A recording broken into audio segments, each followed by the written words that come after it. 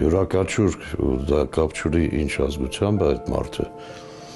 եթե ինքը ապրում է ինչ-որ մի երկրում ու համարում այդ երկիրը իր հայրենիք, ու ինքը տղամարդ է, ինքը պարտադիր պիտի ընդգրկված լինի իր երկրի պաշտպանությանը, դա օրենք է երևի բոլոր պետությունների համար։ Երյոմինների ընտանիքում զինվորականի մասնագիտությունը փոխանցվել է ժառանգաբար։ Տիգրանը տարիներ առաջ հոր օրինակով որոշեց ընտրել զինվորականի մասնագիտություն։ Դեռ վաղ մանկության տարիներից երաժշտությամբ հետաքրքրված ու երաժիշտի կարիերայի մասին երազող Տիգրանը ժամկետային ծառայության տարիներին հասկացավ, որ այնինչ սկսվել է, այլևս կիսատ թողնել չի կարող։ Ծնվել եմ Վանաձորում 2004 թվականին, մեծացել եմ զինվորականի ընտանիքում։ Մայրս էլ ծառայության ստաժ ունի, ազդեցություն միանշանակ եղել է իմ որոշման ընդունելու համար, բայց ընդհանուր որոշումը ընդունել եմ, թե ընդունվեմ այստեղ ծառայության ժամանակ, երբ ես 23 թվականին մեկնեցի ծառայությանը։ Տիկինս էլ է զինծառայող, որպես մինչև զինծառայողն էլ դառնալը, ինքը դե սպայկին է եղել, հիմա էլ կա, ու այդ դժվարությունը սպայի կնոջ, այդ կյանքը տենալով, ինքը կտրուկ չէր ուզում, որ տղես ինչ-որ այդ ուղին ընտրի։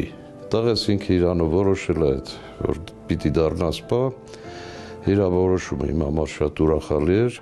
Երկրի պետության հարազատ ժողովրդի հանդեպ անվերապահ պարտքի գիտակցության իր ընկալումները մինչև անգամ հայրենիքի պաշտպանության համար մարտերում բազմիցս ապացուցած բարձրաստիճան զինվորականը, որ նաև խիստ պատասխանատու ստորաբաժանումներից մեկի ղեկավարն է, համոզված է հայրենիքի պաշտպանությունը պարզապես գործողություն չէ, որն ինչ-որ կետում սկսվում եւ մեկ այլ կետում ավարտվում է։ Այն շարունակական ընթացք է, որի տարբեր շրջափուլերում մեզնից յուրաքանչյուրն իր ծառայության ժամանակահատվածն ունի։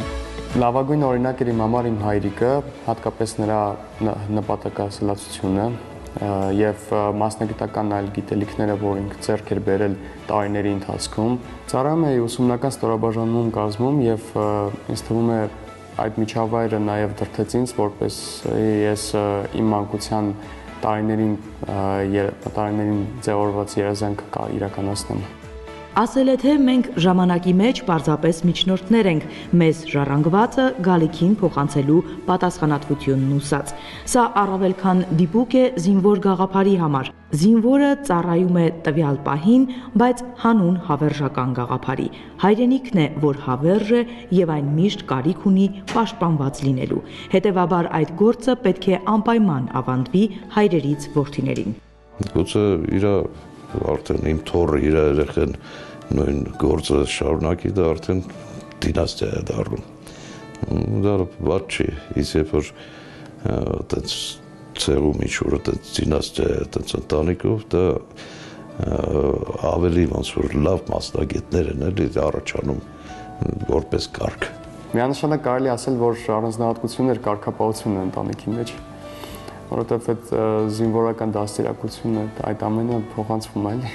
Տիգրանը գուցեև ունենար երաժիշտի փայլուն կարիերա, սակայն դեռ մանուկ հասակից մտապատկերում վառ է մնացել հոր կերպարը, որ իր ընկալումներում զինվորականի ամենաիսկական տիպար է, երկրի պետականության ու հարազատ ժողովրդի հանդեպ պարտքի գիտակցությամբ, բարձր արժանապատվությամբ։ Կապ չունի, որ իմ հայրը գնդապետ է, ես տարբերություն չեմ դնում։ Այսինքն, եթե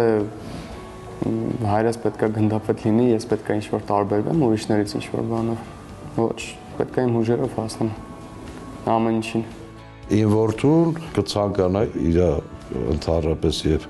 զինվորական կարիերան եւ իր կյանքը դրսևորվի, որ ինքը ինչ-որ գագաթներին հասնի։ Այն ինչ-որ ինքը ցանկանում է, որ այդ ամեն ինչը լինի ու իհարկե